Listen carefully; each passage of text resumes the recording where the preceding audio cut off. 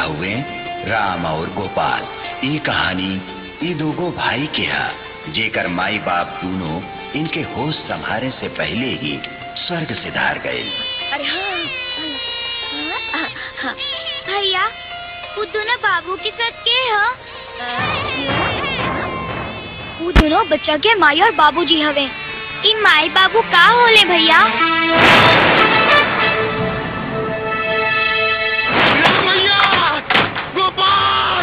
राम भैया, गोपाल कहाँ बड़ा हो, जल्दी आवा ना बानर हो जाई।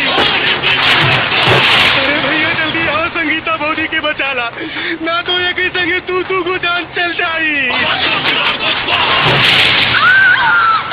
अरे लग रहा पंडित गर्भवती संगीता भौजी के उठा के बलि चढ़ावे खातिर ले गइल बा।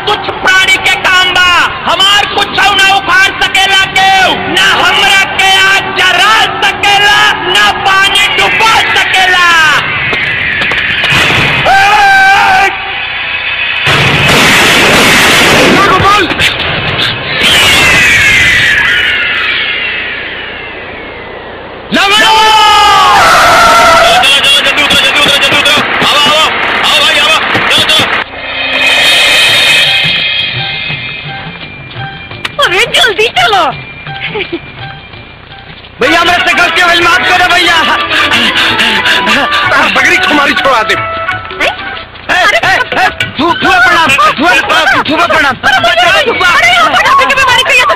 अरे फुआ ये बीमारी ना भैया के मारा मारी के नतीजा। अरे नमस्ते फुआ, हमारे पीछे नहा धो के मार के कुमारी छोड़ा दे। अरे कहा राम, हमने तो तोर सगा फुआ फुआ लेके तो तू मार के हमने के मुंह फोड़ देबे। अरे तू ना हम ऊपर ना कहनी हो। अच्छा ये बताओ 2000 भेजलर नहीं मिलल कि ना?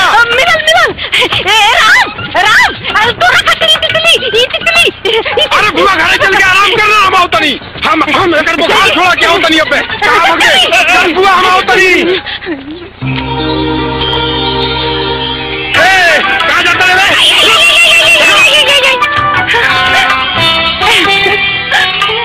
गोपाल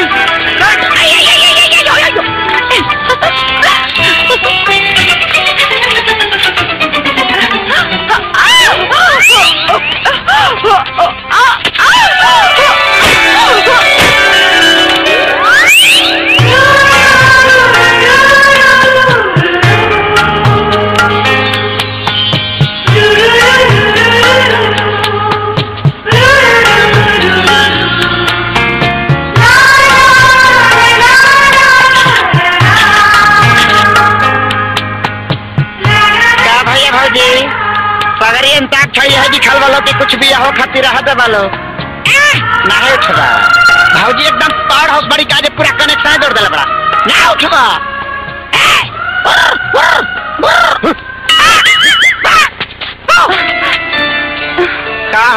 का होता? चुप बदमाश।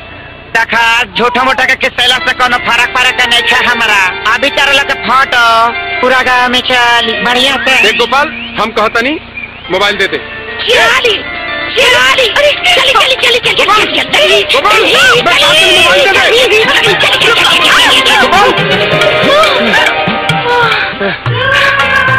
सुधा तू बिल्कुल मत घबरा। गोपाल ऐसा कुछ ना करी जो यहाँ से तारा बदनामी हो। तू भाई है हमार। ठीक बा।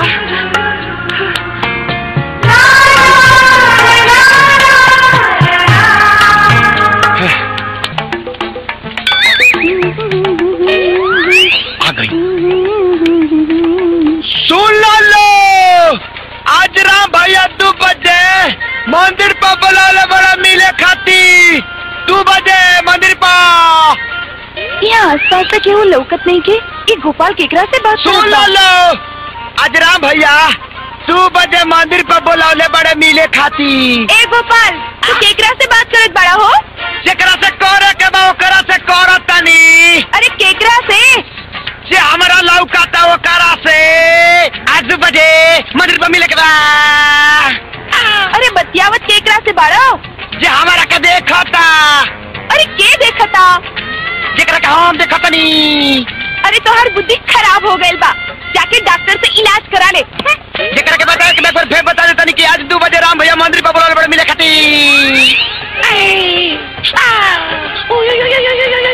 जेकरा के हम देखतानी ओकरा के हम बतावतानी। भगवान जी राउर तो महिमा अपरंपार बा। अरे रउरा तो सब कुछ जानते वाली। आज पहली बार कोनो लेकिन हमसे मिले होतिया, लेकिन हमरा समझ में नहीं आवत हम ओकरा से का बोलब, का बतियाब, कैसे बात करब। प्रभु हमार मदद करी, हमके हिम्मत दी भगवान। प्रिय बालक रति भर चिंता ना कर। ते अपना दिल के बाहर तो लड़की से भड़ाक भड़ाक बोल दे। तोर कल्याण हुई, हम तोरा साथे बने। के बोला था? हम भगवान बोल रहे हैं बच्चा, भगवान। जय हो प्रभु। रउरा ऐसे ही अपन कृपा हमारे ऊपर बनौले रहे। हम रउआ के गोड़ लागता नहीं प्रभु, गोड़ लागता नहीं। आ गई तोर मन में। अब जाके फटाफट सुना दे अपना प्रेम के गीत। भगवान मदद करी। हाँ बोली, काहे बोलवनी? का काम बा? हम काहे बुलाई? तू हमके बुला लगा। तो झूठ मत बोली, हम न बोलवनी आपके। हाय देखा उल्टा चोर कोतवाल के डांटे, आपने बुला के हमके डांटे तारू। रहुआ हमके बोलवले बानी। तू हमके बुला बड़ी ना, रहुआ हमके बोलवले अरे बानी। तू हमके बुला बड़ी ना, रहुआ बोलवले बानी। तू हमके बोलले बानी ना रहुआ हमके बोलले बानी हमके बोलले बानी ना रहुआ हमके बोलले बानी शट अप। ई के बोलला भगवान जी अंग्रेजी में गजब लीला बा। जब भगवान जी आदमी बनौले वो अंग्रेजी बोल सकता तो का हमार भगवान जी अंग्रेजी नहीं बोल सकत? झूठ बोले तानी रहुआ हमके बेवकूफ समझे तानी का। ए मूर्ख बालिकी, राम के दिल में अपना प्रेम का पताखा फहरा दे, उहे तोर प्राण प्रिय हुए। जी प्रभु। अरे कहाँ गई नी जी, खिसिया गई नी का। अच्छा चली हम ही बोल देता नी।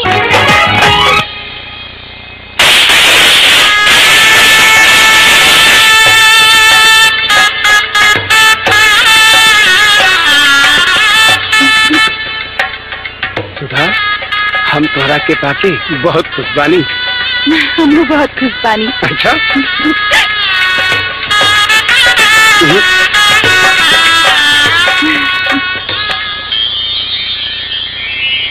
अरे मैयो इतना धीरे धीरे हाथ चलिए भाई, खाई का बर्तन फूल पड़ल बा। अरे गोपाल, सुधा। हाँ जी, हुआ सुधा, हाई देखो पेपर में निकलल बा हमार गोपाल फर्स्ट क्लास पास हो गइल बा। अरे बुआ हमार गोपाल हाई पकड़ रे, फर्स्ट क्लास पास हो गइल बा। अरे हमार बाबू रे, अरे ते हमार दिल खुश कर दले रे, अरे ते हमार दिल खुश कर दले। अरे हमार बाबू रे,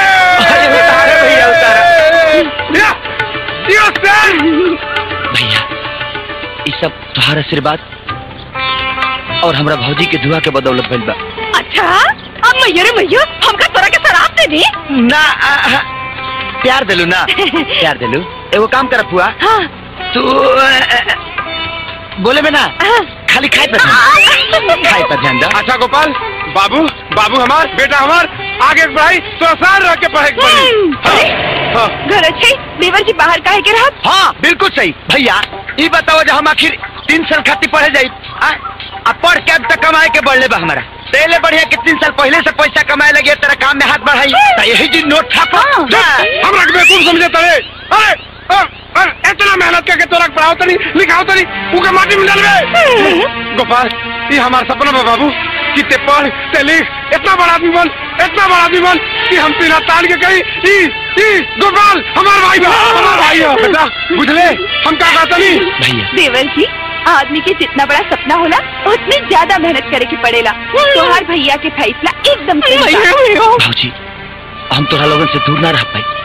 दूर होके के बात नहीं थे देवर जी, जैया तोहार छुट्टी हुई तैया घर आ जाए तो मन लागल रही। देख गोपाल हम कह दानी बस। बाबू कुछ पायो खाती कुछ खोए पड़ेला। ठीक बा भैया, हम शहर जाए।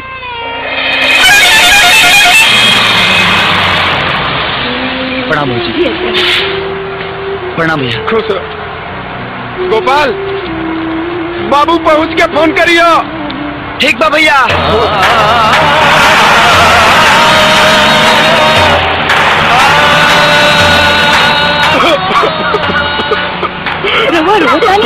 गोपाल हमको छोड़ कर चल गए। चलिए अब गोपाल हमार गोपाल। हे भगवान, कल तो नवाब नियन देवर जी के शहर जाए खातिर हुक्म सुना देनी और अब जन्मत हुआ लड़का नियन रोवतानी। क्या करी सुना, आज पहली बार हमार गोपाल हमको छोड़ के गइल भैया। गोपाल भैया गोपाल भैया गोपाल हमार भाई रे गोपाल भैया गोपाल भैया थोड़ा बिगड़ ना रख पाए रे हम भैया। ते वापस कहाँ गिले तुरंत से रे हम रोई क्या गई तेजो साथ ना हम ना जाए। हम कहा था ना तोरा जाए पड़ी, हम ना जाए। देख गोपला बहुत मारे तो के ना गिले तो हम ना जाए भैया, ना जाए। ना मनबे ना मनबे ते हम ना जाए। तू चली लियो ना मानी छड़ी का ये नाम आज तो तोरा के हम मार के पैसा निकाल दे। ना दीबे निकाले बोल जाएगा ना मौजी बचाओ के निकालन कहाँ ना जाए। हम आज खाता नहीं देखा पूछा तड़े क्या पागल नहीं तोर हर एक हाथ पहचान नहीं रे गोपला। आज तोरा का बिना देखला मारे कहाँ बड़े रे कहाँ बड़े। अरे हम तोरी हर हाथ के जाने ली रे गोपला। आज तो मार मार के तोर चमड़ी निकाल दे। कहाँ बड़े फूफा। अरे भैया आगे बनी।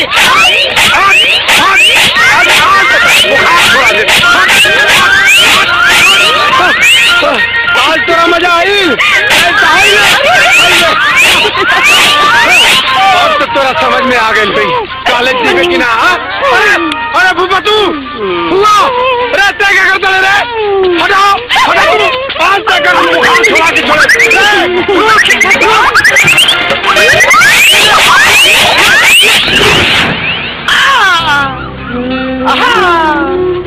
गोपाल चोट तोरा लगल बा और दर्द हमरा होता ते हमार बात मान के शहर चल गई रहते तो ना इतना मरती। तू हमारी बात क्या नहीं कमानंद भैया। ते थारा ही मत बतियाओ का मत मानी तो हम कह जाए कि शहर जाएगा तो जाएगा बस। तुम कहाँ कहते हैं शहर ना जाए हम सारे में पड़ब लेकिन रोज साई बजाई। हाँ सही कहा तू चुप रहो। शहर में इतना भीड़ भड़का होला बड़ बड़ गाड़ी चलेला कैसे जाई। भाऊ जी समझाओ ना भैया के गाड़ी रोड पर चले क्या मेरा ऊपर। सही बात है। चुप रहू रे पागल ते रोज रोज साइकिल से जाइबे तो हिया क्या कही। मैया रे मैया अरे बड़का लेट मार बड़ा सरे बाबू। अरे राम जाने कौन जन्म के कुल पता नहीं मैया रे मैया। अरे मार के कुल दे फुला दलो रे मैया। अरे बाप रे बाप ते तो याद लग पूरा अब तुम बोतल में चढ़ाए के पड़ेगी। और चल वो बोतल पी है।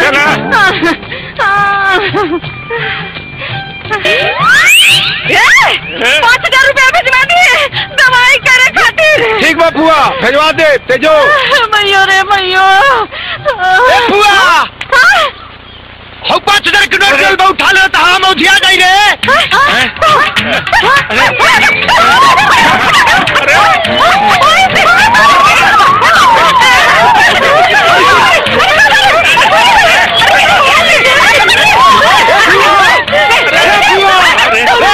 पागल बढ़ जा बुरबक बढ़ जा 5,000 के कहीं नोट होला।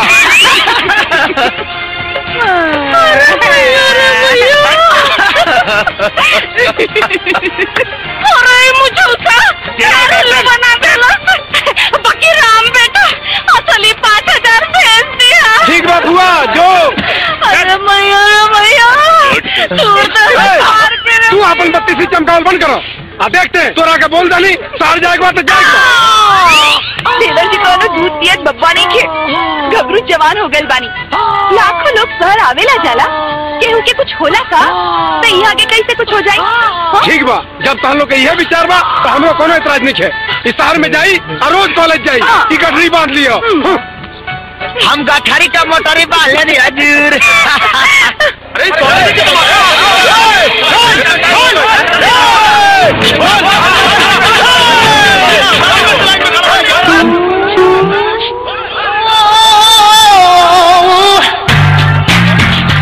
रई गंध में सुगंध कहाँ पर है।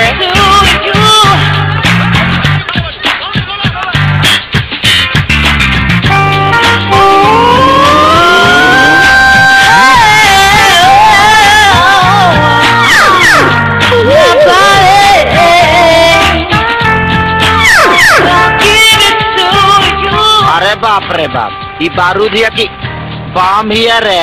ना एटम बम टॉप लागतिया।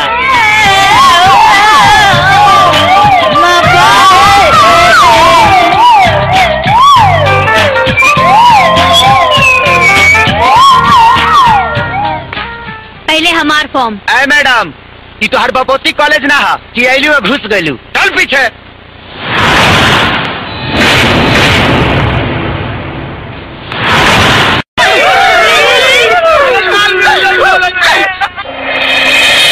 हॉस्पिटल के बाहर आई।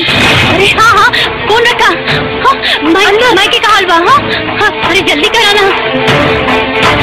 माई माई बेटी माई मत रो बेटी। तू अब हमेशा खुश रहने की कोशिश करेगा लेकिन हमारी कैंसर की बीमारी हमरा के मरण की आस लगा दी। ऐसा मत कहा माई तू ठीक हो जाएबू। तू ठीक हो जाएबू माई।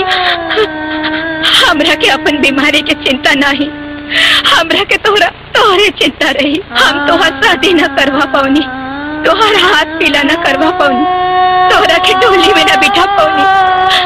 हमरे जीते जी तो शादी कर ला बेटा। हाँ माई, हम कर ले शादी। अभी बेटा, अभी कैसे माई?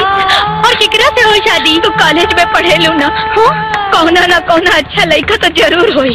लेकिन माई ऐसे कैसे? चाची तू चिंता करा, किरण की शादी हुई और तोरा सामने हुई। लेकिन तू चुप कर किरण। माई हमने के अभी जाके किरण के शादी के इंतजाम कहीं क्या होता नहीं, तू बिल्कुल भी चिंता मत कर। लेकिन माई ठीक तो बेटी। अरे तू स्कूल बंद करा, चुपचाप चला। हमने क्या होता नहीं। अरे होशियार बने लो तू लोग। हाँ बहुत बड़बड़ बोले लो। चाची तू टेंशन मत ला, किरण की शादी तेरी आँख के सामने कैसे होई? हाँ अरे किरण, अरे सुनो ना किरण, दिमाग के टेम्परेचर कूल करा। माई बाप के अरमान हर औलाद पूरा करेला किरण। ऐसे भी सच्ची का ना झूठ मूठ के शादी करे के बाद झूठ के शादी। हाँ। जैसे दूल्हा अपन एसी में लुका के रख ले बाड़ू, और वैसे भी माई के अंतिम समय में हम झूठ बोल के कोनो पाप नहीं करे, बुझलू? अरे जवन झूठ से केहू के सुख शांति मिले, वो झूठ पाप न होके पुण्य होला किरण। ठीक बा, हम माई की आखिरी इच्छा जरूर पूरा करब। लेकिन तू एजा आ गईला। हाँ तोहरा के चैन ना मिलेला।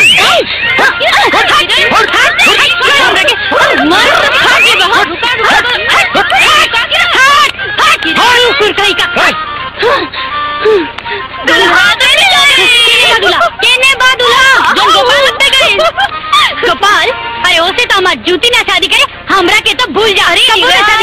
सुना तो सुना।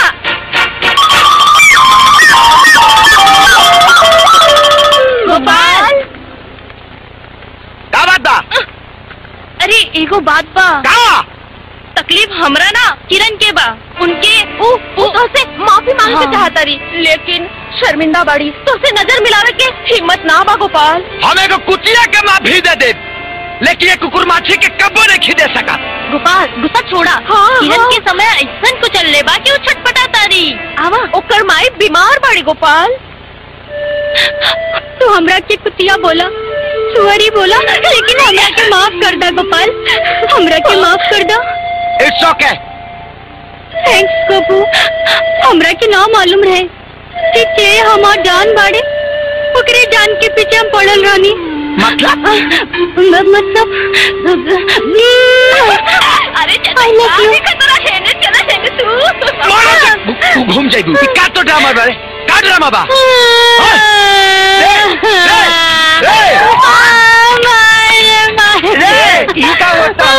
देखा ना भैया, 2 दिन पहले तो हमरा पे जान छिड़कत रहले हैं, और आज और मालूम बा हमरा साथे हो कुल भी कहले, लेकिन आज हमरा के आई लव यू नहीं कन बोलत।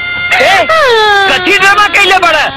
अरे बाप रे बाप, इतना सुंदर मेहरारू के छोड़े के चाहता ले? चल एकरा के आई लव यू बोल। आई लव यू बोल।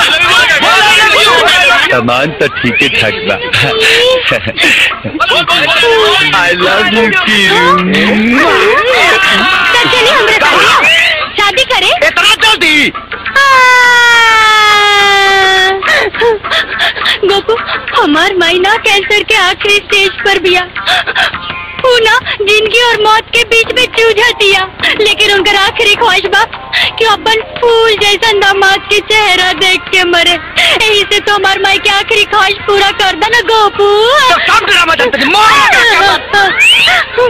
हमके मालूम बा तो हर माई नहीं खे ना, यही से ना तो हमार माई के दर्द नहीं कान बुझा। सही कहा तारू किरण, हमरा माई नहीं खे।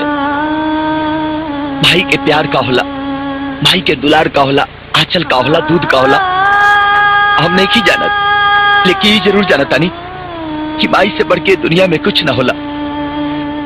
माई के दर्जा तो भगवान से भी बढ़ के होला। लेकिन हाँ किरण, आज तोरा माई के खुशी में ही अपना माई के ममता महसूस कर। ममता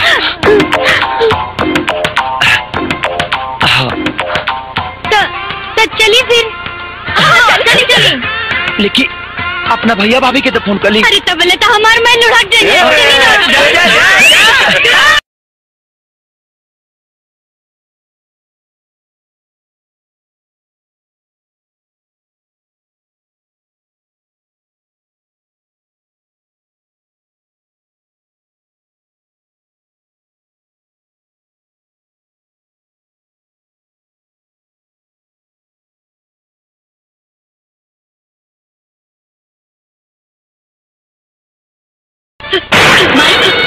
माई माई माई भगवान माई।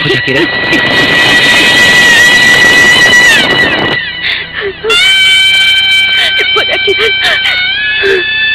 चुप हो जा किरण। किरण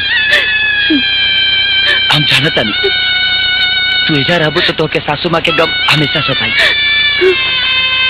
यही सब सोचा था नहीं कि तोके गांव लेके चल जाए, भौजी से भेंट भी हो जाई और तोहर मन भी बदल जाई। हम इधर अब तोरा की जहाँ जाके बजा।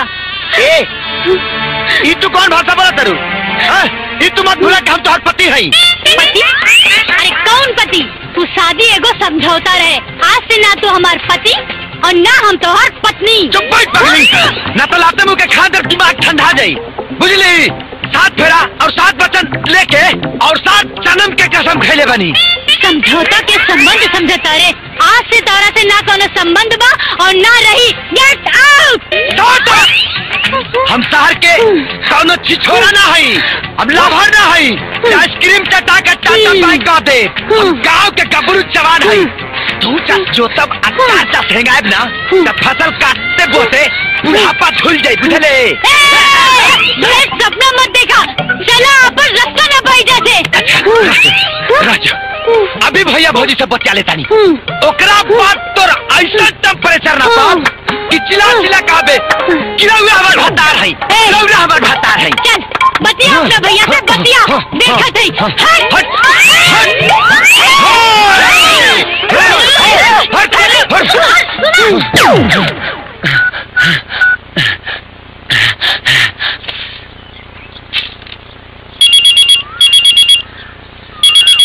अरे केकर फोन बाजी? अरे गोपाल के हो? अरे तो उठाई ना जल्दी। अच्छा अच्छा। अरे खुश रहो गोपाल। अरे स्पीकर बात तो ऑन करी। हाँ अच्छा भाई। हाँ गोपाल का हाल बा? हाल सूखा था चाल पाका था भैया। अरे का हो गई? नेकी के चक्कर में बदी के गति पर बैठ के गनी। मतलब हमार शादी हो गई भैया। शादी हो गई? क्या कहनी? रुको शादी हो गई? हम सोचले रहनी के खूब धूमधाम से राउत ब्याह हुई। हम हल्दी लगाए, माटी कोड़े और अपन हाथ से दूल्हा बना के राउत परछावन करब। लेकिन तू तो हमार सारा अरमान पे माटी फेर देनी और हमके पता भी न चलत। बतावे के मौका ना मिलल भौजी। बड़ी मनहूस घड़ी रहे। अच्छा ये बताओ गोपाल। चुप रहो गोपाल। एक बात बताओ बाबू, लड़की सुंदर पिया नू? बेटा से तो बहुत सुंदर माल बिया भैया, लेकिन भीतर के बहुत छुछुंदर बिया। गाँव चले की कहतनी ना तो माना करतिया। कहतिया हमनी के शादी एगो नाटक रहे। अरे अरे देवर जी, इस शादी ब्याह कोनो गजरा मुरई थोड़ी ना हो जे पुलाई खा के जरूरत फेंकल जाई। हाँ अरे समझाइए ओकरा के। अब बात से ना मानी भौजी, औलाद के भूत बिया। अब ओकरा के समझाब ना दम भर लतिया बुआ आदमी बन जाए। अरे ना गोपाल मरिया मत, हमने क्या होता अरे गोपाल गोपाल भैया। अरे कहाँ गए लो मंगोनी जे हमारे हीरा जैसन देवर के हीरा समझ के तड़का लगावतिया। बोला ओकरा के। रे हाथी डाकनी पिताश्री बाहर निकल। देख तोरा के झाड़े खाती सोखा सोखी नहीं वालो। तो हमारी के हमारा दरवाजा तोड़ के बंद बता। तोरा के तो गटर जो आपके मुंह आ दे। बुझले? देखो भैया ऊपर से कितना भोली, भीतर आई भर के गोली, मुंह खोली तो आगे उगुली। सुधा दीदी, सुधा दीदी, किरण, सुधा दीदी, सुधा दीदी, ये तो पुराना याराना लागत रे। भैया हमरा तो बुझाइल है जे महाभारत हो।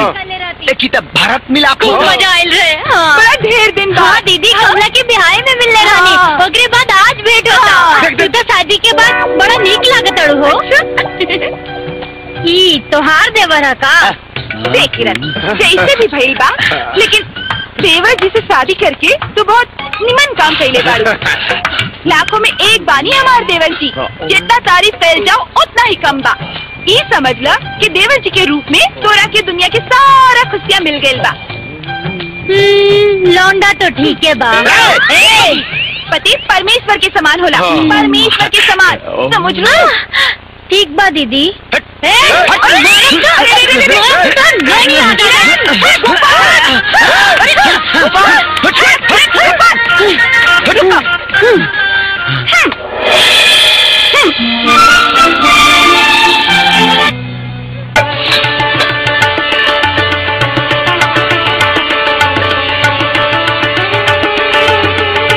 प्रणाम दीदी। प्रणाम भैया।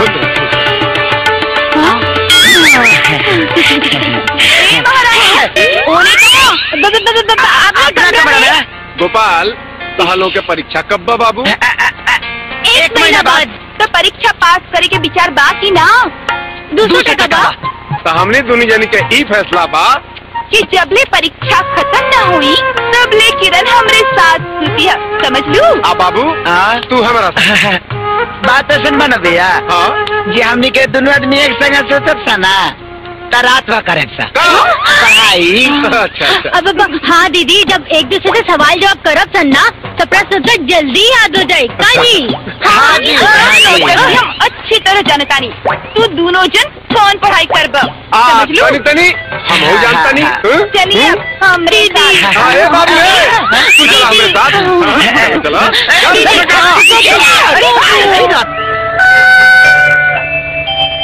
जा भाई। अब बाबू एक बात ध्यान दे, ठीक से पढ़, तोरा बहुत आगे बढ़ेगा। अब बाबू, अब बाकी जो काम बा ना वो परीक्षा के बाद, ठीक नो? ठीक नो? चलो चुपचाप बैठ के पढ़ाई पे ध्यान दो, बुझलू? पढ़ा।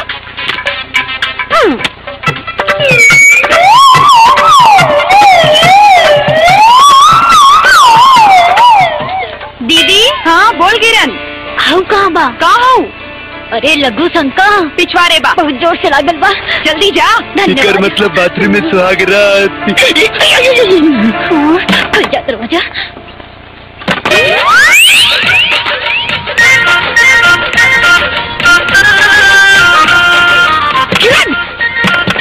अरे सुनतानी, कहाँ बानी? अरे यही जवानी असोरा में।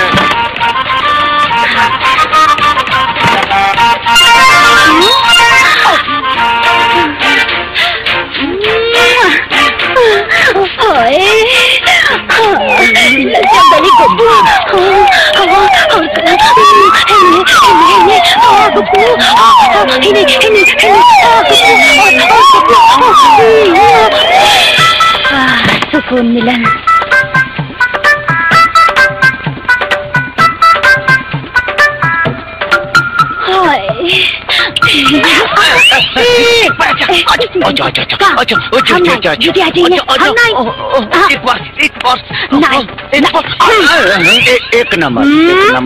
एक नंबर।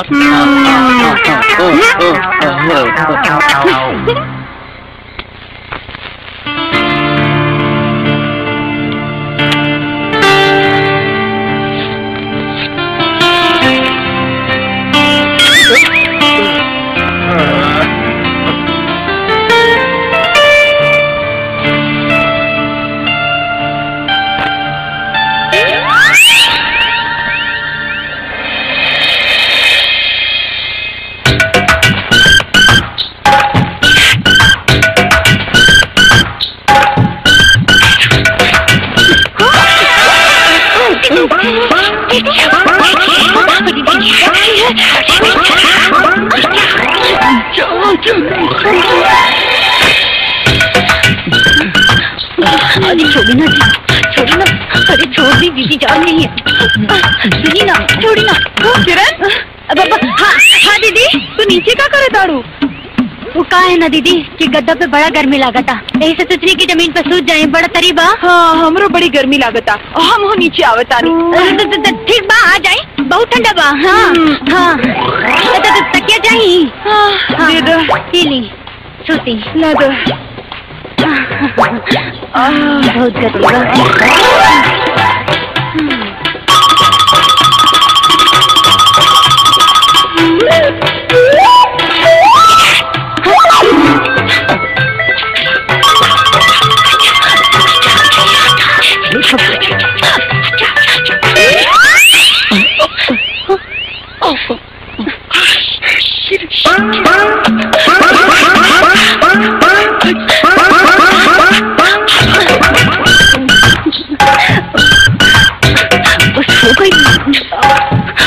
किरण, हाँ दीदी, हाँ हाँ दीदी, हाँ नीचे सुता के ऊपर जाके सुत गई।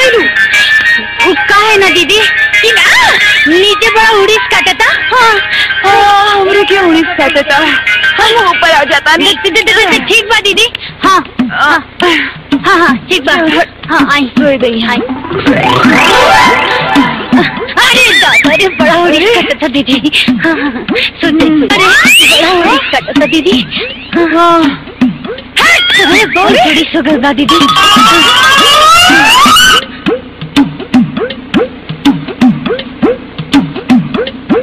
बचाई देवर जी।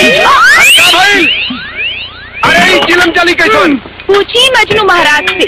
करे ते पढ़ाई करते ले नु का बोले भैया ना कि लवलोजी के किताब मांगे रही है किरण से। लवलोजी का हमरा के ते उल्लू समझता रे। चल आज हम तोरा के आदमी बनावा तनी।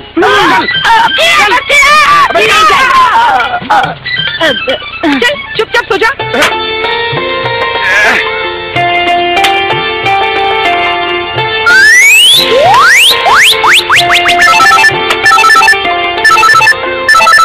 हेलो, अरे कहा हो बाजी, ससुराल जाके जीजाजी के ताल पे शुक्रिया अदा करे लगलू।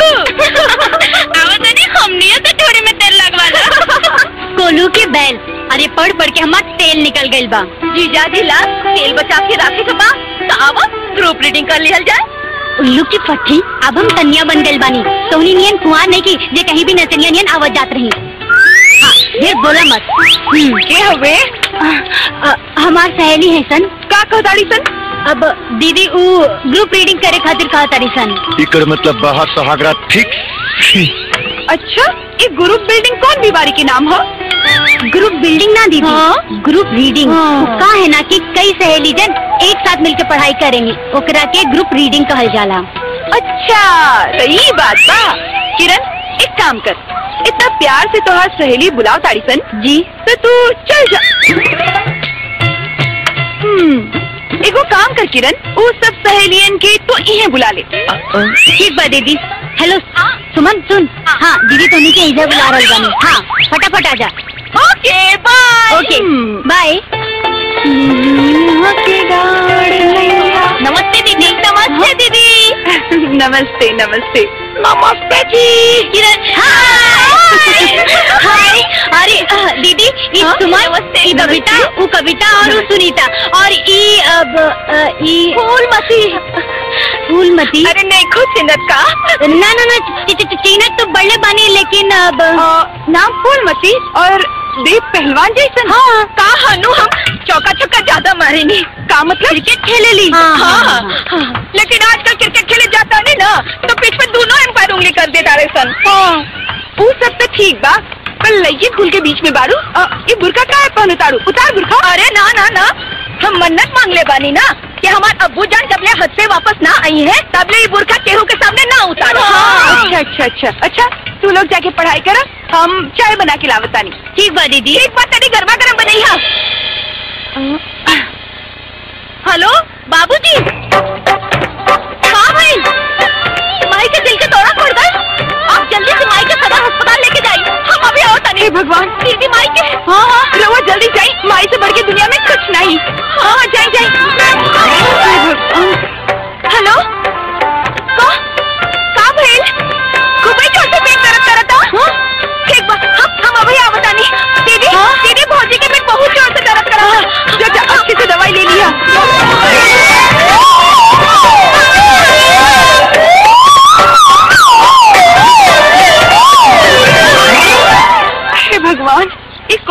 नक्षत्र चढ़ल बा कि सबके घर आफत में पता आइल बा।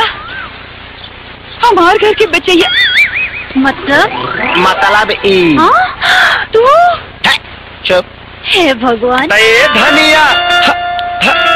धनिया चोची लड़ाइले फिर मौका न मिली है। मौके जैसा मौका नहीं चौके का दिल करता है। ते धनिया छक्का लगवाइले फिर ना यही है जानी। ए सैया जी दिल का समझाइला नाता दीदी आ गई है। ते धनिया चढ़ के हम चाइले भौजी तिलवा लग गई है। दिल ना झाड़ू लगाई है। कुछ ना लगाई है, चल हमें ना लगाई है, बुक ना है। भाऊजी भाऊजी क्या कहत रहला? भाऊजी तेल लगाई है। हाँ भाऊजी रुकिए रुकिए भाऊजी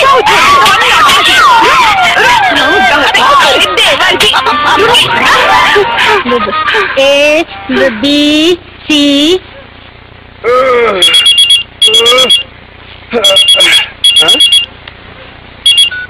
हेलो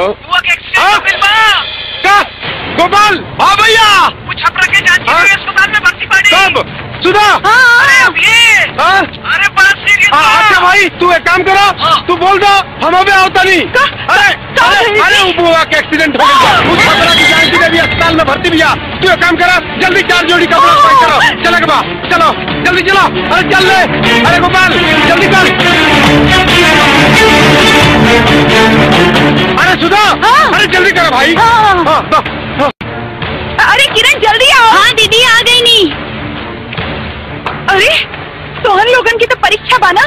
हाँ लेकिन भी आमनियों के चलब सा ऐसे जे बुआ कई मार उड़ा देता मिलियो पड़ जा। बोली देवर जी। हाँ भाभी ठीक कहता रही। गोपाल हमने के जाते बन जाना, बुआ के जैसन कंडीशन हुई हम फोन कर दे तो तू किरण के लेके आ दी है का जी? हाँ जी बिल्कुल। जल्दी चलो, चलिए हाजी के चक्कर में कहीं बस में छूट जा। अरे जल्दी चल बू। मेहरारू से मिले खातिर इतना घटिया नाटक कर दे कि हम सपना में ना सोचते रहनी। सुधा आज से एक उल के कोनो रोक टोक की जरूरत नहीं है। छुटा छोड़ दे मर्द मेहरारू के बढ़िया सा चाहे चूल्हा जी। जमराम तोरा खातिर इतना ताकत तो के तोरा के पल्लस पसला अब वही के तुझसे तारा मैयो रे मैयो। मत समझाओ बुआ कि बहुत बड़ आदमी हो गए बना। एकरा का मतलब बा? अरे इतना मेहनत करके पढ़ाओ तनी लिखाओ तनी कि कोनो लायक आदमी बनो, पर दिन पर दिन नलायक आदमी होत जात बा। हमरा भावना और जज्बात की बात है खिलवाड़ करत आई। हमके माफ कर दे भैया, गलती हो गई। माफ कर दे भैया, हमके माफ कर दे। हम आज से कौनो गलती ना करब, खाली पढ़ाई पर ध्यान दे भैया, खाली पढ़ाई पर ध्यान दे। हम कौनो गलती ना करब, हमके माफ कर दे भैया।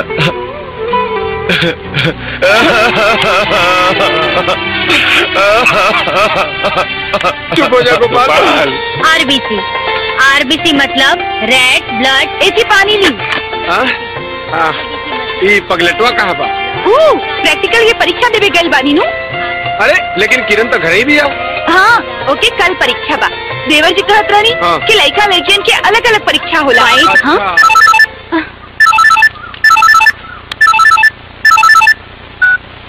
हेलो मैडम किरण जी सर बोली। प्रयोगशाला की व्यवस्था होने के कारण और आपके पति का मौसम आंधी पानी का धारण करने की वजह से आपके जो प्रैक्टिकल काल होने वाला रहा वो अजमेर में 2 बजे सुखन के घर है। ओके सर कमिंग सून। और दो दीदी। हाँ दीदी हूँ कॉलेज से प्रोफेसर के फोन आयल है। वो हमार प्रैक्टिकल के परीक्षा आज 2 बजे से हुई। का 11 बज गए। अरे अभी भी 3 घंटा बाकी बा, तू जल्दी जा, परीक्षा ना छूटे के चाहिए। हाँ तो दीदी ऐसे ही चल जाएंगे। हाँ जल्दी जा। हाँ हाँ ठीक है। जल्दी जा, लेट हो गई। ली पकड़ी एक परीक्षा रहा रुआ बतेबो ना कहीं। सुनतानी जी काजी वो जोखन बाबू है ना। हाँ। वो जोखन बाबू कई बार हमनी के खाना खाए खातिर बुलावतानी। हाँ। तो चली ना आज शाम के देवर जी और किरण की परीक्षा छुट्टी तो साथ में खाना खा के वापस आ जाए। ठीक बा हकीम तो पूछत का बानी। चली तैयारी करी। आज ना छोड़ूंगा तुझे डम डम डम दिल में है तूफान बड़ा डम डम डम। अरे आवाज धीरे करा, बाहर ले आवता। जोखना सामान आयल किनारे, अपन सामान टाइट करके रखा, जहाज लैंड हो गई बात।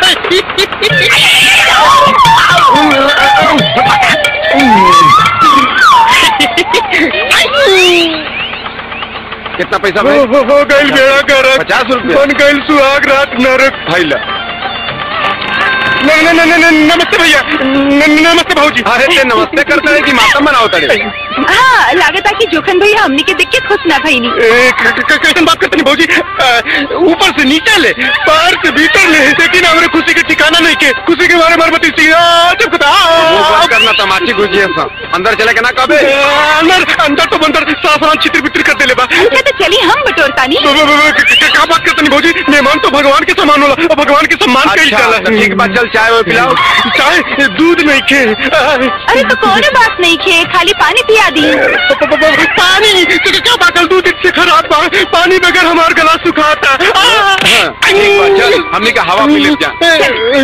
आज ना छोड़ूंगा तुझे डम डम डम, दिल में है तूफान बड़ा डम डम डम। तो बाबू साहब के प्रैक्टिकल यहाँ होता हो। अरे यही नौटंकी बात की चक्कर में ते क्या कहत रहनी? भैया हमके माफ कर दे, दोबारा गलती नहीं होई। अरे रुका रुका, हाँ हाँ, कितना पैसा भाई? 55 रुपया। हाय पकड़ी। नहीं, महारानी भी आ गई नहीं प्रैक्टिकल करे खातिर। गोपू आज तो प्रैक्टिकल होके रही। गोपू हमारा आज न छोड़ूंगी तुझे डम डमाडम। अरे दिल में है तूफान भरा डम डमाडम। हे गोपू आवो ना, जैसे चाहे जहाँ चाहे जितना चाहे प्यार कर लेना हो। हे आज न छोड़ूंगी तुझे डम डमाडम। ए डार्लिंग आवो काहे नहीं के हो? भैया बाबूजी के डर सतावता का? अरे छोड़ा हुई लोगन के। दम दम आहा आहा, दम दम आहा आहा। का भाई हो अभी लेने के आइला? अरे क्या मर दे। अच्छा तू नहीं क्या आवत तो हम आ जाता नहीं। अरे दिल में है तूफान भरा डम डमाडम। अरे नाच मेरी जान जरा डम डमाडम।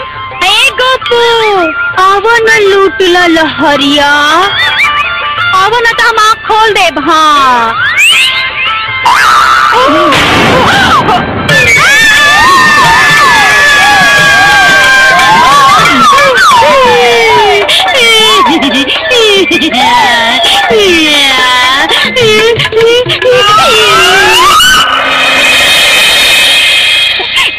हमरा तो लागता देवर की परीक्षा खत्म होने के बाद ही परीक्षा के कमरा में सुहागरात मनानी है। चुप रहो हमार भाई हो, तू ऐसा थोड़े ना करी। अच्छा ये नहीं रहो रे भाई की हरकत।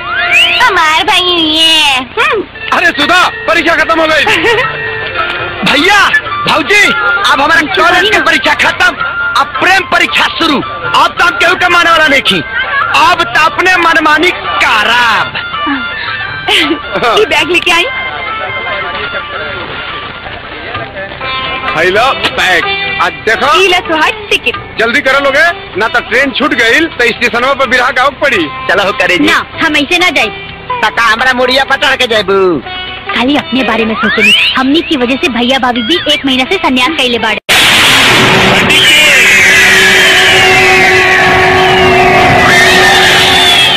राम और गोपाल खाद लेवे खातिर टाउन जाता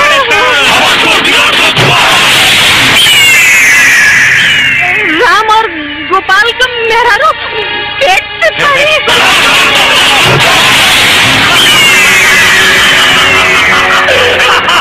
बना ली अपन सुब्बी के शिकार।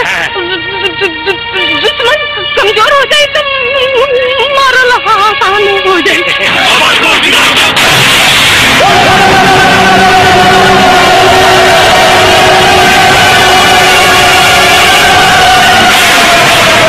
दीदी हाँ एगो बात कही। हाँ बोल।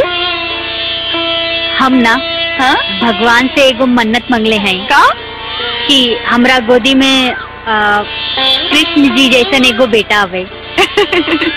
हमनी के तो एगो सावली सलोनी प्यारी सी परी चाही। हाँ।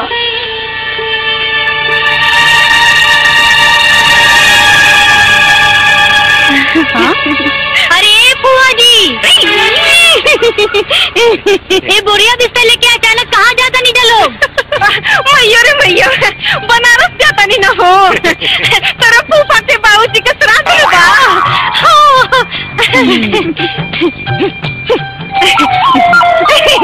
हाँ, हे भगवान। हाँ भाई। अरे वो कहाँ है ना, गैस पे दूध चढ़ाने भुला गई।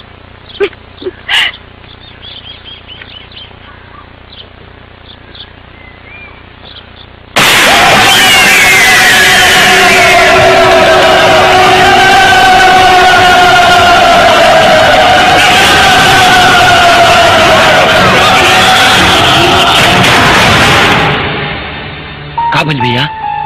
गोपाल, पता नहीं क्या है, हमारा मन घबराता।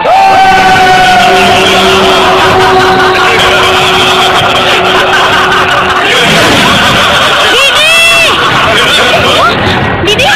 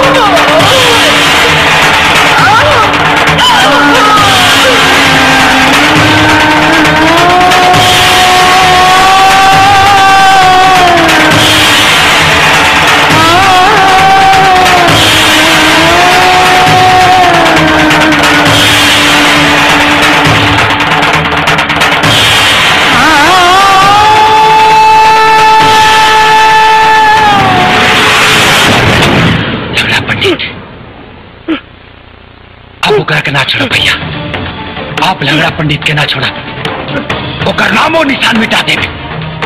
आप हमार एक एगो मकसद बा, लंगड़ा पंडित के मौत। ना गोपाल, गोपाल गुस्सा में कल फैसला हमेशा गलत होला भाई।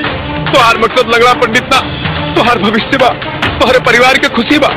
अरे सूरज पर भी ग्रहण आवेला गोपाल, लेकिन मुसीबत के छत्ते वो पूरा दुनिया रोशन कर देला। तोरा सूरज बने बा गोपाल, तोरा सूरज बने बा। तो क्या हमार क्रिया गोपाल, तू लंगड़ा के पीछे ना भगबा। तू ही जौन मुसीबत आइल बा ओके देखो गोपाल, ओके देखो गोपाल।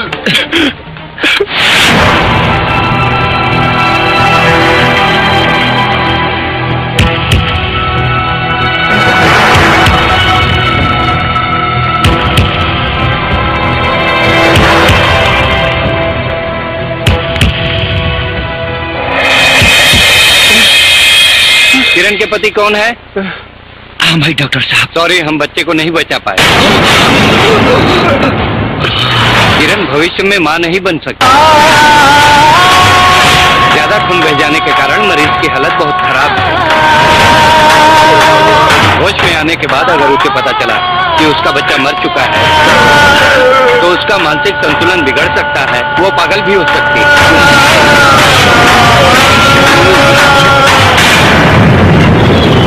राम कौन है? जी मैं। बधाई हो, आपको बेटा हुआ है।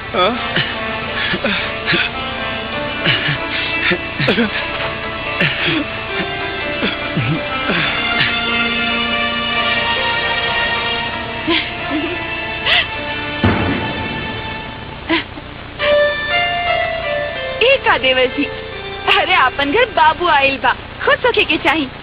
अरे वो रोता नहीं। हाँ? अरे रवा उदास बानी। अब किरण कहाँ बाड़ी?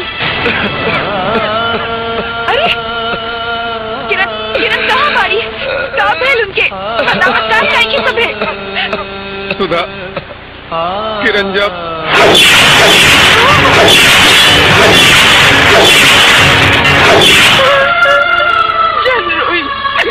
होने के भला के डाल सकेला। अरे हमार बेटा भी राउरत किरण के बेटा हो, हम सबके बेटा हो। दुख में जब केहू अपने साथ रहेला तो हिम्मत रहेला। आप जाई, किरण अकेले हुई। जाई ना। क्या गोपाल?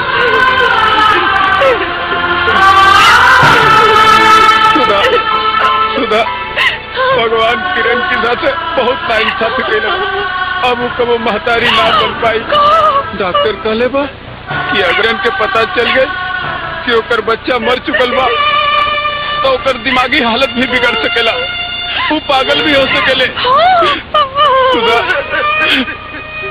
अगर किरण का कुछ हो गई तो गोपाल की जिंदगी बर्बाद हो गई, हमने की दुनिया तबाह हो जाए। सुधा, ये तबाही से बचे के एक उपाय बा सुधा, किरण के होश आने से पहले अपना बाबू के किरण की गोद में डाल दिया जाए। हम अपन बच्चा, हम कुछ दे दे, कुछ भी कर दे, पर अपना बेटा के ना दे सके तानी जी। हम अपन ममता के गला ना घोट सके तानी जी। सुधा, ये दवाइयाँ वो हमने कान से दूर थोड़े ना हुई। आज बाबू के जरूरत, हम तोरे आगे हाथ जोड़ा तनी। ना दे सके नहीं, हम अपन बच्चा के हमको बोला दे सके नहीं। ना दे अपन बेटा के। सुधा, ना दे सके हम अपन बेटा के, कब बोला दे सके नहीं।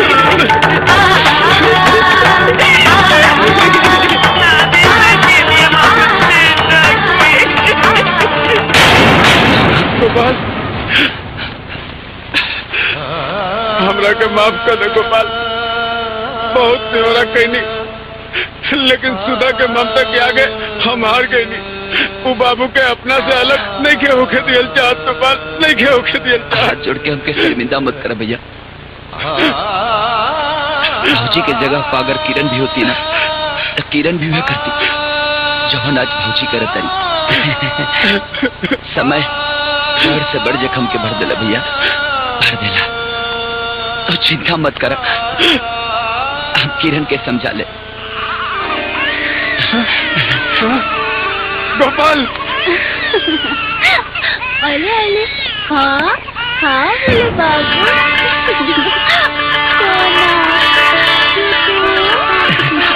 भैया बाबू, भाजी,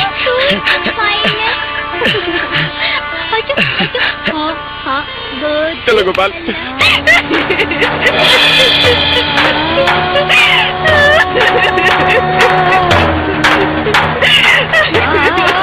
सुधा, सुधा। भाजी, अपना ममता के फूल किरण के अचरा में डाल के जो तू कार के ले बढ़ू, वो करे के मरते दम तक ना भुलाई। तू माई से बढ़ के बढ़ भौजी, माई से बढ़ के।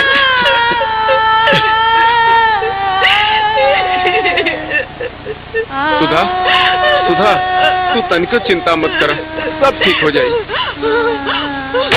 सुधा। भाभी, भाभी, सुधा, भाभी, नर्स, नर्स, नर्स, जल्दी देखो, देखो, सुधा, क्या हो रहा सुधा? तू ठीक बाड़ू ना? हाँ? दीदी,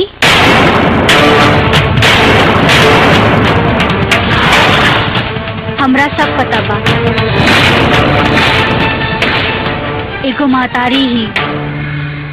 महतारी के तकलीफ समझ सकेगी। ये हमार बेटा न है, ये तुहार बेटा है, हम सब के बेटा है। भैया जौना कंपनी हम नौकरी खातिर अप्लाई के लिए है ना, नौकरी लेटर है। अब हमारी नौकरी लग गई। 50,000 रुपया सैलरी एक महीने के, और खाए के सब व्यवस्था। क्या बात बा? और एक तो गणेश बबुआ संगे लक्ष्मी के लेके आके अरे गोपाल, तो किस्मत खुल गई रे। अब गोपाल अपने परिवार के संगे शहर में रही। गोपाल भैया, नौकरी कब जाएगा? 2 महीना बाद। 2 महीना बाद? ठीक है जी, गोपाल अब शहर जाके रही। हाँ, अरे गोपाल के इतना बड़ा नौकरी लग गई बा, तू अपने परिवार के साथे रही, तबे न मन लगा के काम करी। हमने कहा बड़ा आदमी बन जाई। लेकिन वो तो कहले रानी कि बाबू अपने साथ रही, अपने पास रही। सुधा, लेकिन ना, गोपाल, सुधा, अरे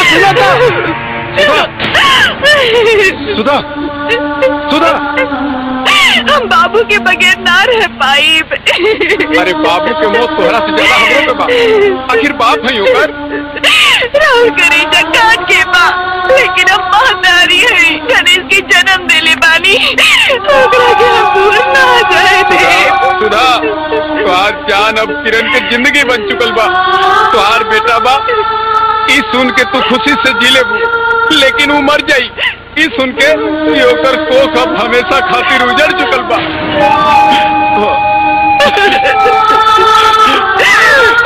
अब जब केहू पे रहम केले बाड़ू तो दिल से करो सुधा। अब ऐसे भी गोपाल हम निकल से दूर थोड़े न होखे वाला बा। अब पट्टा कितना दूर बा, जब भी मौका मिली ओकरा से जाके मिली हो जाई। गाँव जवार के व्यवस्था तू जनते बा।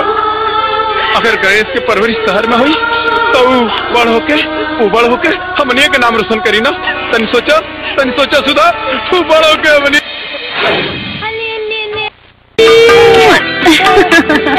अरे बैठ। चला चला। किरण, हाँ जी, जल्दी करा, शहर जाए मैं लेट हो जाई। आज ज्वाइनिंग। अरे हाँ, बस 10 मिनट क्या आवत है। अरे खाली तू नहाते धोत रहा। अरे हाँ हाँ, मुंह कम चलाओ, हाथ पाँव जरा चलाओ, जल्दी आवता। अरे बाबा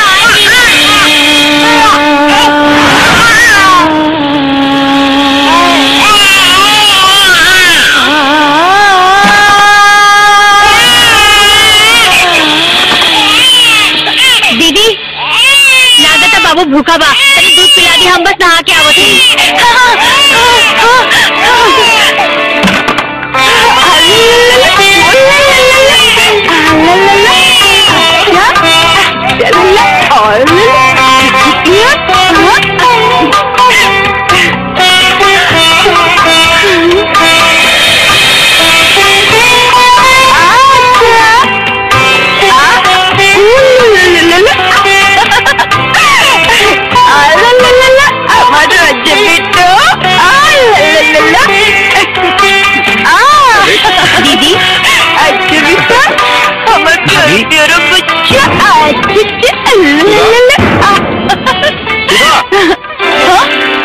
कुछ कहने का? हाँ, ये लोग के देर होता, चलो छोड़ दिया जाओ। हाँ चली ना, आओ चली आओ। आपसे मिलजुल के रहिए, कोनो झगड़ा उगड़ा मत करिए। ठीक बा भैया। आप फोन करत रहिए। किरण, कुछ दिन खाती खैला पियला के परहेज करिए। एकरा तो बाबू के पेट खराब हो जाए ना। अगर बाबू छटक छटक के रोई तो समझ लिया कि एकरा के पेट में दर्द होला। एक चुटकी हींग में दूध मिला के पिला दी है तो बाबू के पेट दर्द ठीक हो जाए। ठीक है। एक बात और, बाबू के सर्दी लगे ना तो लहसुन के तेल में किरकिरा के मालिश कर दी है और थोड़ा तारू में लगा दी है तो बाबू को सर्दी ना लगी। ठीक बा, क्या जी सही कहानी ना? सुधा, हाँ बाबू के किरण के दे दो, न तो ये लोग के बस छूट जाए। दे दो। ममता के सागर बाबूजी पालन हार हो, माई की जगह केहू ले न पाई, जाने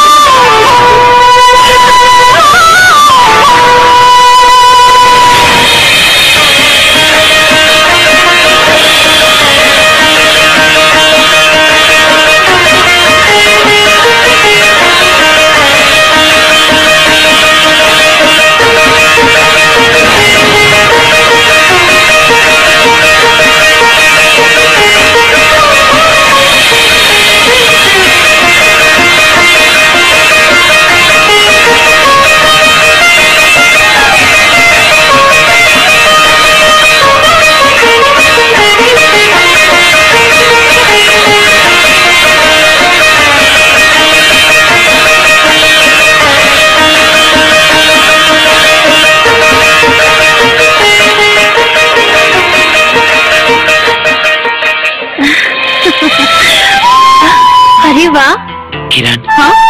यह हमारे सपना के माल और हमारा भैया भाभी का सियाना बहुत लाजवाब बा।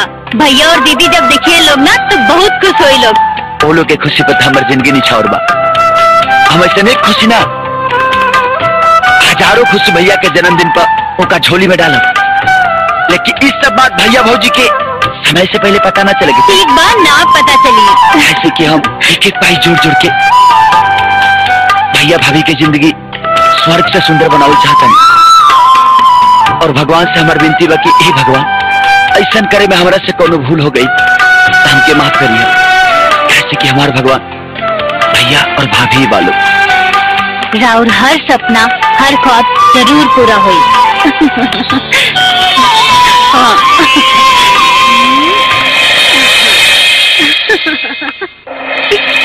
हमारे बेटा कितना बड़ा है।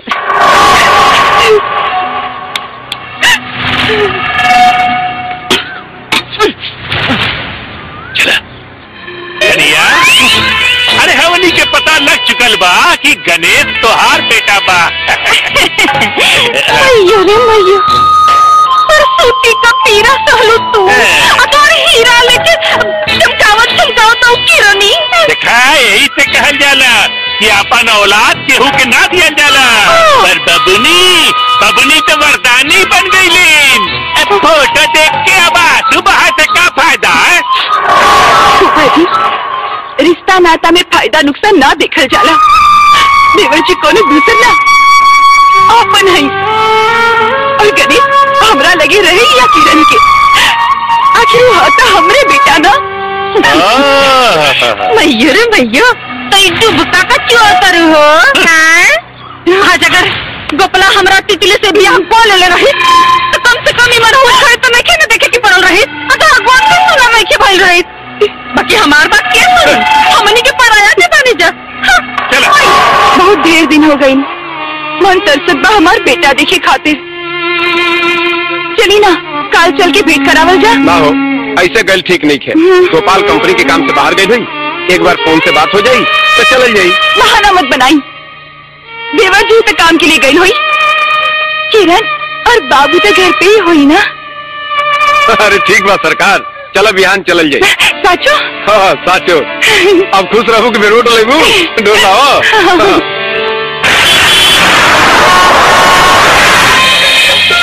गोपाल गोपाल दीदी भैया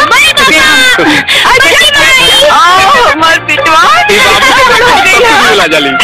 देखा देखा तोहरा खातिर काले आयल बानी। अरे कपड़ा लेके बड़ा सुंदर बा दीदी। और ई तो देखा समोसा।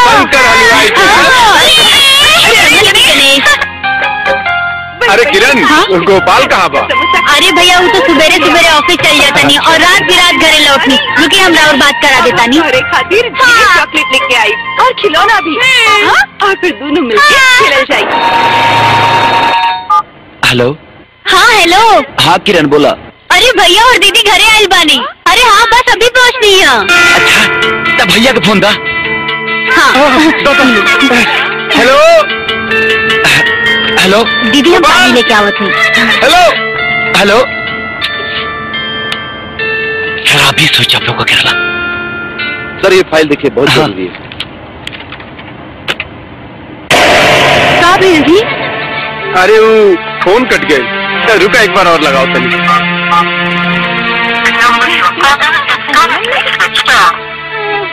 स्विच आप बताओ ता लगाता गोपाल फोन कट कर दहला।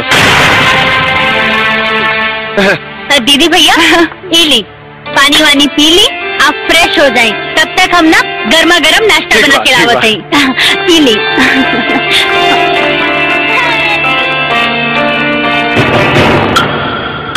ए जी का होता? अरे गोपाल ना आयल। अरे तो चिंता काहे करता नहीं, आ जाए गोपाल। पी ली भैया। दीदी भैया हाँ चलिए आप लोग आराम कर ली। चले ना ना ना, जब तक गोपाल ना आ जाई हम दोनों आराम आराम ना करब। लेकिन भैया। अरे किरण रहे दे, ए भाई भाई के प्यार के तू ने समझ पाई। चल हम और तो चले जाओ। गोपाल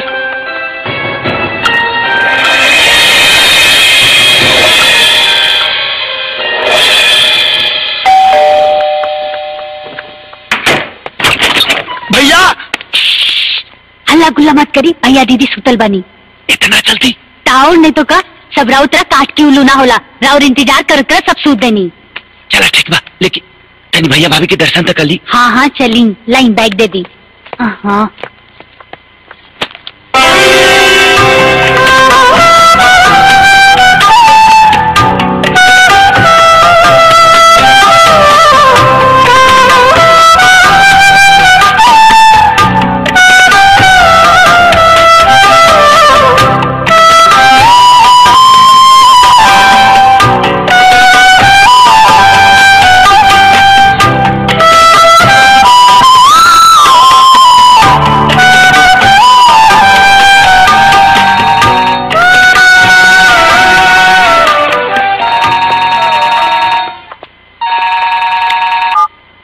हेलो। हाँ सर, इब्रा फोन। हाँ हाँ जरूर सर। किरण कंपनी के एगो 1 करोड़ के डील बा, हम चाहते हैं रक्सौल। अगर वो डील फाइनल हो जाए ना, कम से कम हमनी के 30 लाख के फायदा हो। वही पैसा से हमनी के भैया भौजी खाती एगो ट्रांसपोर्ट कंपनी खोलल जाए। ठीक बा, लेकिन खाना वाना खा के जाए। ना किरण, हम रास्ता में खा ले, खाली एगो चुमा दे दा, यात्रा बना दा हमार। बात एक के भाई भाई 4 गो का है। बात ऐसा बना कि डील बहुत बढ़ के चका बा, वही हिसाब से ले दी। ये बात बा। अब तू काहे ले लुआ? काहे हमार मन ना करेला का। गोपाल गोपाल। अरे किरण। जी भैया जी। गोपाल अभी जागल नहीं है का? अरे कहाँ भैया जी, राती के जैसे घर पहुँचनी है कि कंपनी से फोन आ गए रहे, वहाँ के तुरंते रक्सौल निकले के पड़ल हो। ये पैसा कमावे के चक्कर में ना खुद के मशीन बना ले बानी। का? अब रवा लोग फ्रेश हो जाए, हम चाय नाश्ता लेके आवत नहीं। अरे गणेश बेटा उठा। गोपाल आए, अब बिना मिलने चल गए। दीदी भैया जल्दी करी, गर्मा गर्म नाश्ता तैयार बा। अरे ये का किरण, गावे गई बहुत जरूरी बा, हमनी का गावे जाते हैं क्या? लेकिन भैया इतना का जल्दी बा, गणेश के पापा सांझले आ जाइए, भेंट मुलाकात करके चल जाइए लोग। किरण तू लोग से भेंट हो गई, ये ढेर बा, देवर जी के अपन काम करेगा। प्लीज दीदी, रात भर की तो बात बा। किरण गावे गई बहुत जरूरी बा, चलो सुधा। हाँ चल। ठीक बा भैया, अब इतना जरूरी काम बा, लेकिन इनकरा के संभाल लिया लोग। हाँ हाँ। प्रणाम भैया। प्रणाम दीदी। चलो कितना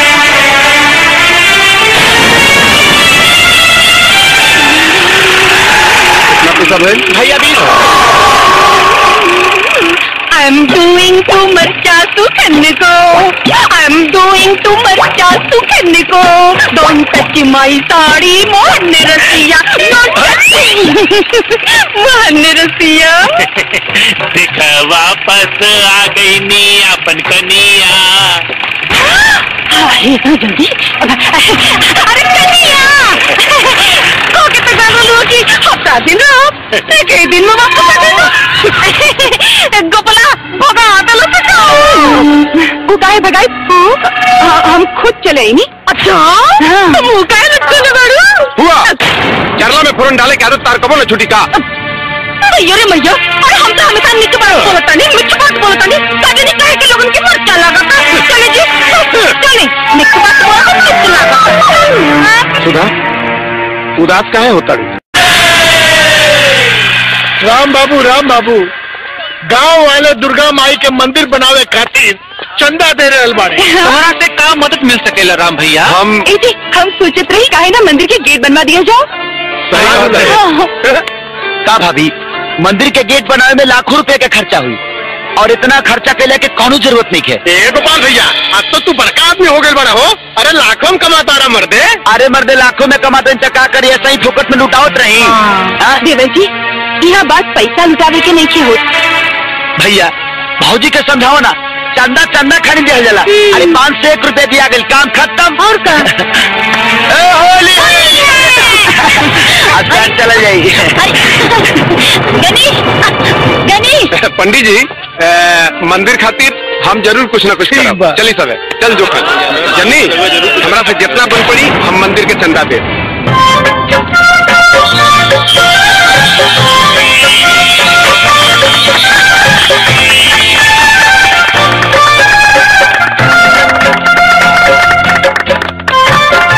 भैया एक बात पूछी?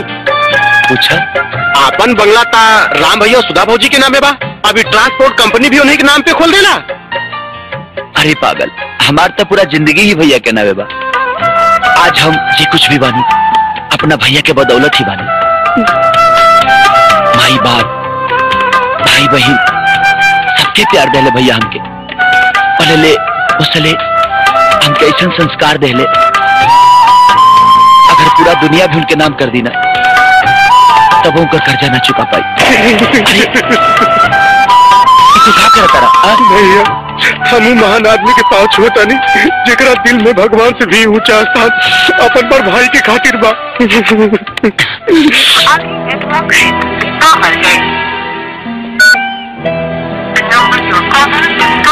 का भैया तू पहले नेटवर्क से बाहर बताओ तो रहा, अब स्विच ऑफ हो गई। लगता गोपाल कहीं कंपनी के काम से बिजी हो गई बा, शाम के बात हो जाएगी। अपना साथे रहुआ अपने आप के भी धोखा दे रहा बानी। क्या मतलब बा सुधा? रहुआ नहीं खेलागत कि देवर जी दिन ब दिन गिरगिट के जैसे रंग बदलत जात बानी। इतार भ्रम बा सुधा। अरे हमार भ्रम ना बा। अरे गोपाल हमार भाई बा, हमार खून बा, हमरा अपना खून पे पूरा भरोसा बा। हाँ गोपाल की आदत जरूर थोड़ा बदलल बा, लेकिन हमार गोपाल कबो नहीं बदल सकत। आना बदली टाई गठरी बात लिया तू।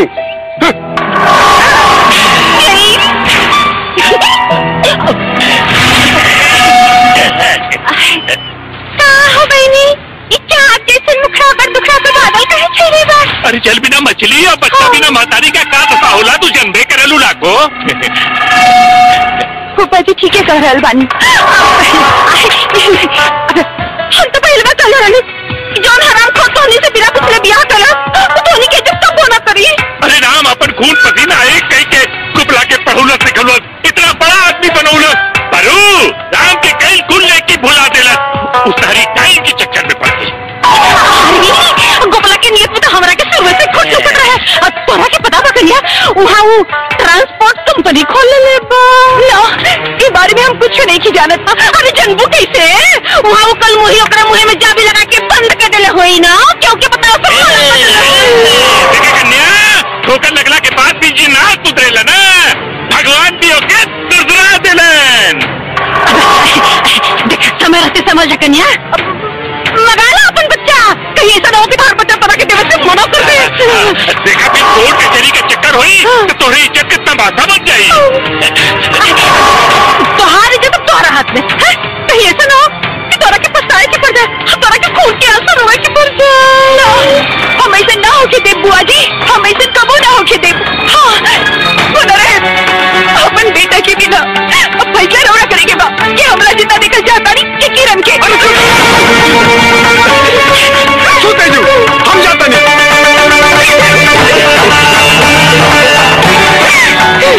किरण हाँ जी पापा जी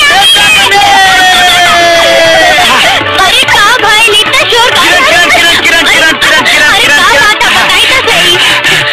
आज हम बहुत खुश बनी। काहे भगवान हमार सगरी मनोकामना पूरा कर रहे। सच्ची में परसों भैया के जन्मदिन है। हाँ परसों हम के गाँव जाता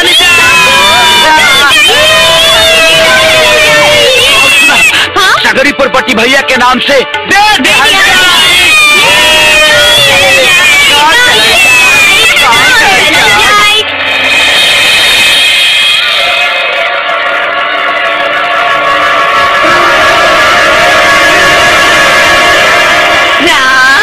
राम बेटा राम बेटा चाय पी ले। हुआ सुधा कहाँ दिया? सुधा अरे सुधा था कल रात से अपना कमरा में बैठल दिया न डोलत दिया न बोलत दिया न खा दिया न पियत दिया पूछो नहीं के कर बीमार हो जाता। देखा बेटा गणेश बबुआ के लिए आके ना कन्या की गोदी पे डाल दे कहीं ऐसा न होके कि दूसर का घर उजियारा करने के कारण अपने घर में आग लग जाए। तोहार पापा सोरहा वाले सोच खबर बेटा। अरे आज के युग में अपन होते है पराया केहू के ऊपर भरोसा करे लायक नहीं खे बेटा। कितना समझाऊंगी नहीं समझला ना आज तलवान के बुला के गोपला आज के जिंदगी जिए तो। हाँ हुआ तो सही बात कहता हूँ। वो आई मगर हमसे मिले बगैर चल गए। होली में आई तो 501 रुपया बोल के अपन भौजी के दिल तोड़ डालत। हमार फोन भी ना उठौलस जौना भाई खाती हमें तना कुछ कह दी तुम एक महीना सब कुछ भुला गए। बेटा ये सोचे के ना फैसला लेने के वक्त बात फैसला। हुआ सुधा के बुलावा। हाँ बुलाता नहीं सुधा पहला से थोड़ी बात करो दे। देखो सुधा तू परेशान मत हो जा तैयारी करो काल गोपाल के घरे चल जाई अब बाबू के ले आओ जाई। जिसने किया हमार लाल। किरण जल्दी चलो लेट होता। अरे हाँ बेटा गणेश जल्दी करा बड़ मम्मी पापा के पास जाए के बाला जल्दी करा चलो। दीदी बड़की माई भैया दीदी प्रणाम भैया। प्रणाम प्रणाम प्रणाम भौजी।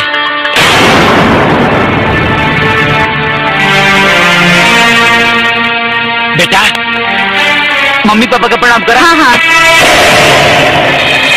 लेकिन पापा जी हमार मम्मी पापा तो रहुआ लोग हैं। अरे ना ना बेटा ना बेटा ना असली माई बाप हमने कहा तू तो हमार भाई हो तू हमार बेटा हुआ बेटा तू हमार बेटा हुआ।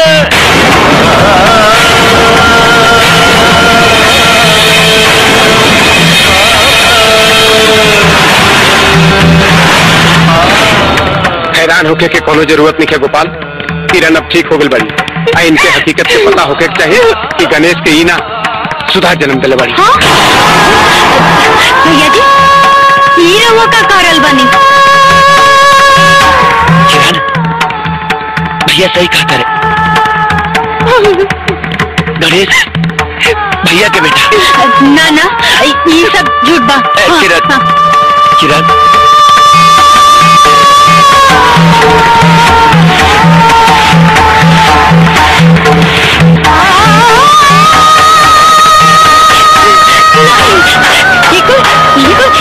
सच नहीं के गोपाल। गणेश हमार बेटा। गोपाल गणेश हमार बेटा। गणेश गणेश हमार बेटा।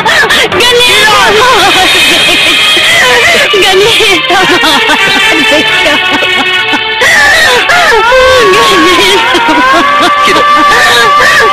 आपके संभाला किरण।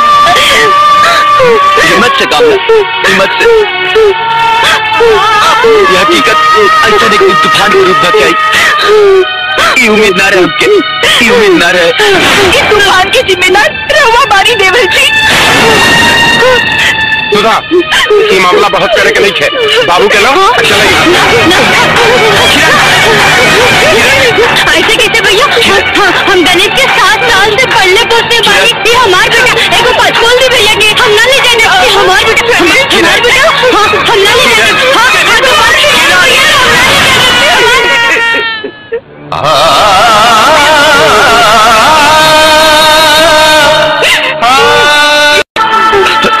धीरे धीरे सब ठीक हो जाए।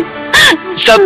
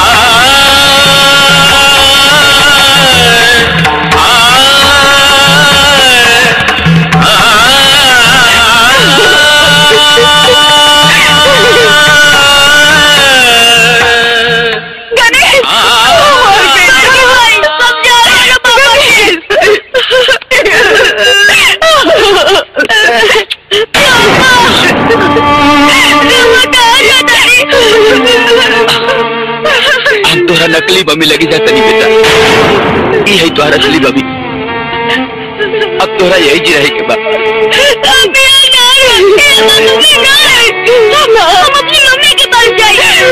मत कर गणेश। तोहरा यही जी रहे के बाद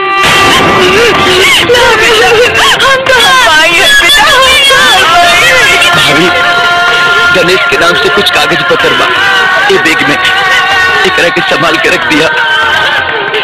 और गणेश का खला का पिएला। एकर तबीयत खराब होला था। कौन सा दवा खला किरण अपना हाथ से लिख के सब कुछ पर्चा में दिले बड़ी। एकरा के देख लिया। गोपाल आज रुक जा गोपाल, काल चल जी हो। ना भैया ना, ऐसे भी गणेश के याद में रो रो के किरण की हालत खराब हो गई बा। अगर कुछ कर करा लिए ना तो बहुत बड़ा अनर्थ हो जाए। बर्बाद हो जाए सब कुछ, बर्बाद हो जाए।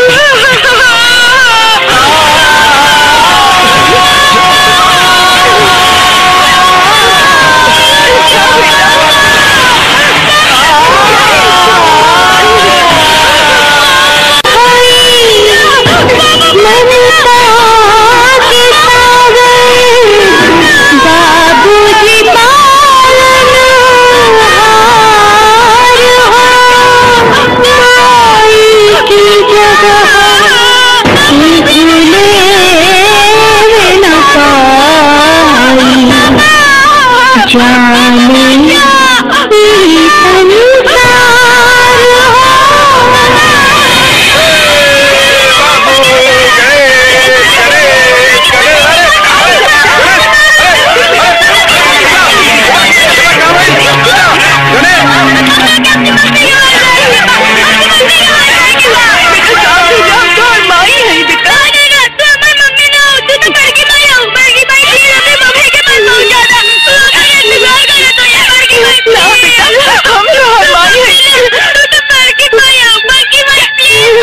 बेटा, हम तो हर माई है बेटा, हम तो हर माई है, हर माई है। राम भैया का बात जोखन, अब का बात हुई, सब कुछ तो खत्म कर देला जा। का मतलब? वह बाबू खातिर किरण भौजी बीमार पड़ गई बाड़ी, और यहाँ उनका खातिर बाबू बीमार पड़ गई। देख के दिल खुश हो गई भैया। क्या बकवास करते रहते हैं? चूल्हा मर गए। किरण भौजी से गणेश के छीन के तू अपनी जिंदगी के बदले का दिया काम के लिए बाड़ा। जुबान के लगाम दे अपनी। थोड़ा तो मालूम बना कि गणेश हमार बेटा हो, गोपाल तुम्हार भाई है। कि काहे भुलाता रहा भैया? अरे देवी देवता से बढ़ के तू का भौजी के माने लन, घोड़ा की पूछ माने लन, यादों की संपत्ति पीट ले लन, बाबू साहेब बन के ऐसी गाड़ी में घूमे लन, और भगवान के नाम पे जब मंदिर की गेट बनवाने के बाद में ना भिखारी नियत मुंह बाके 501 रुपया बोल के घर की इज्जत माटी में मिला देले। आज ले एगो चवन्नी नहीं खन देले हमनी के। हमार बस चली ना ऐसे लालची और बेईमान भाई के चूल्हा भाड़ में झोंक देती। भौजी तो अपने दिल के भड़ास निकाल देली, तू काहे चुप बड़ा भैया? ते सुनल का चाहता रे वह चौल गोपाल खातिर तोहरा दिल में बा ना? गोपाल हमरा दिल में बा ना, ओकर कोनो मलाल बा हमरा। और रही भी कहे आखिर वो हमरी खातिर कैले का बा? सब कुछ तो गोपाल तोहरा दोनों जने की खातिर कैले बारे भैया। आज तक वो अपना खातिर कुछ नहीं के कैले। Ramsudha bungalow, Ramsudha transport company, Ramsudha hotel. हमार गोपाल लाखों ना करोड़ों की संपत्ति बनौले बाड़े, लेकिन अपना खातिर ना, तू लोगन के खातिर। अगर विश्वास नहीं के हो तो राम भैया तू भाई खोल के कागजात देख ला, जो बाबू के संगे गोपाल भैया भेजौले रहले। अरे उस सब का दिखावा हो, उमे कुछ ना मिली। सुना, अगर जोखना के बात सही भइल तो जान लिया। अरे जाई जाई, पर का हीरा जवाहरात भेज ले हुई है रवा दुलरवा भाई। अबे रुक, सच्चाई के पता चल जाई।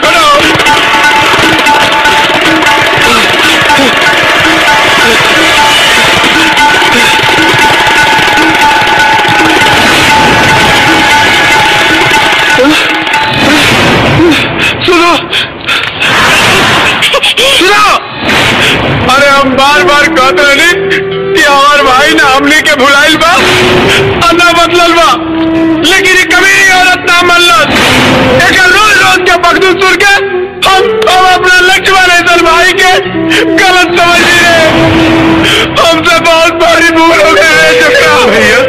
गलती का एहसास ही आदमी के प्रायश्चित होला। अका कहते ले कि हमारे भाई को फूटी कौड़ी नहीं कहते ले, सही ले हमारा भाई के बेईमान कहते ले रू, सही ले ट्रांसपोर्ट कंपनी। हम जान गए बानी कि तोरा पति या परिवार ना, तोरा दौलत चाहिए, बेखाली पैसा के भुखाइल बड़े। सब जायदाद ले ले,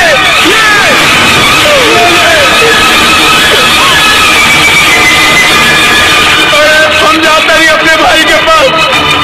चल बेटा।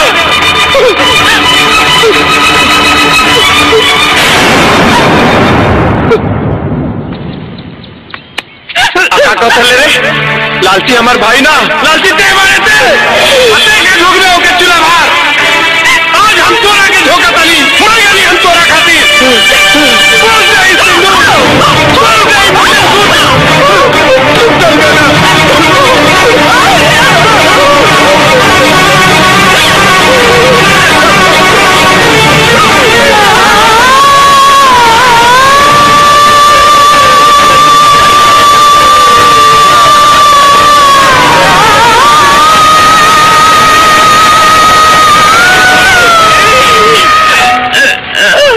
भैया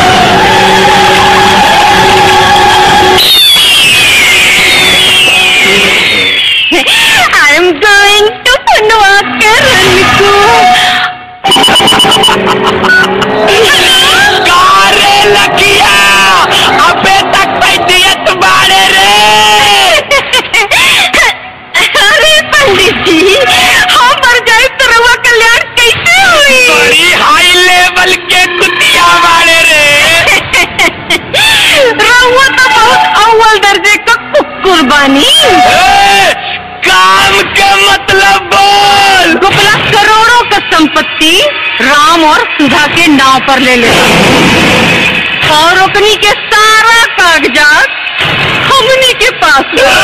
तो हम क्या करब झुनझुना बजाई? अरे पंडित, राम अपना बेटा के लेके गोकला के पास जाता और हम चाहता नहीं कि ओकनी के तू उन्हें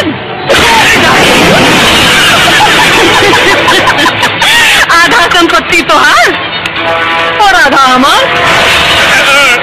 कौन उसमें तार बदला भी पूरा हो जाए। और रहल बात सुधवा के, तो ओकर बलि तो हम चढ़ा।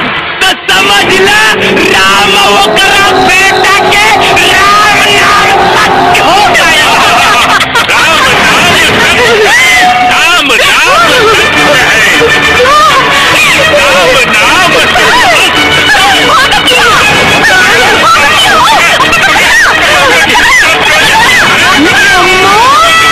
अरे भैया धुआं निकला, तो धुआं धुआं देखा तो रुको, हम देख रहे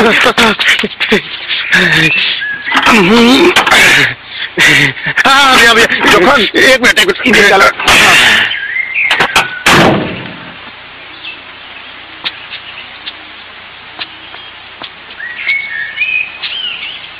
जोखन कहा हो गए लो? भैया रेडिएटर में पानी नहीं के गाड़ी अरे गर्म हो तो गई। पानी लिया हुआ।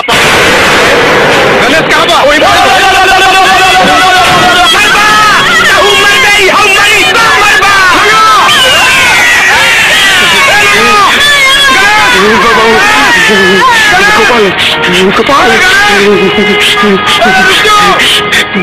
गोपाल हम और राम भैया बाबू के लेके हाथ रहे हैं और रास्ते में ट्रैक्टर खराब हो गई और लगा बाबू के टायर लेके भैया जल्दी आ जाए भैया, जल्दी आ जाए बाबूजी बाबूजी।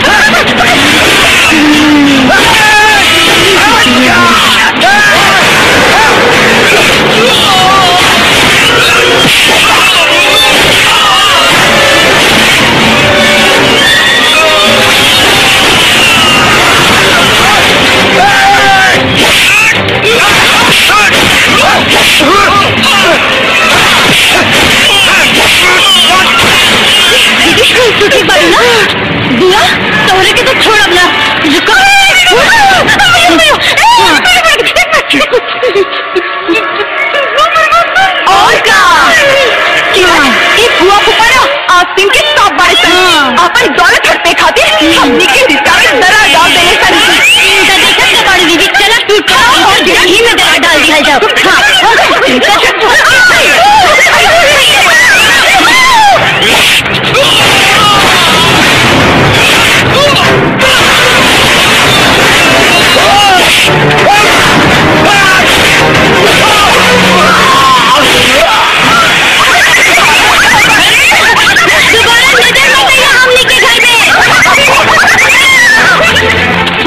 गणेश गणेश बाबू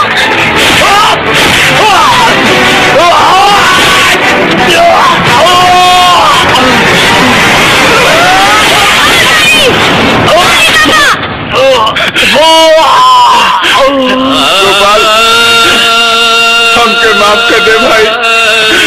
औलाद के आगे मजबूर होके हम तोरा के गलत समझ लानी। अरे तो जिंदगी भर हमरे कलेजा के टुकड़ा रह ले और मरते दम तक हमें भाई हमें माफ कर दे गोपाल। माफ कर दे माफ कर दे। दुखा करत रह भैया हमार भैया ना माई हुआ बाप हुआ। अरे तू तो सब कुछ हुआ भैया सब कुछ।